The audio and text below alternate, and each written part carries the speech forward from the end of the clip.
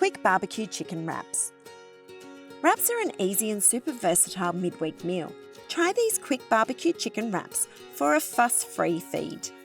Get started by heating a greased char grill on medium. While that's warming up, place your chicken breasts in a bowl and sprinkle over the Mexican seasoning. Toss the chicken in the seasoning until well coated.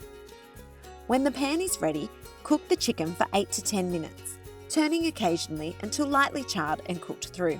While the chicken is cooking, prepare the salad kit with the dressing in a large bowl. Give it a good toss to combine. Once the chicken is ready, transfer to a tray.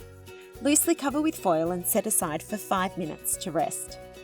While the chicken is resting, cook the wraps on the grill for 1 minute each side or until they're lightly toasted.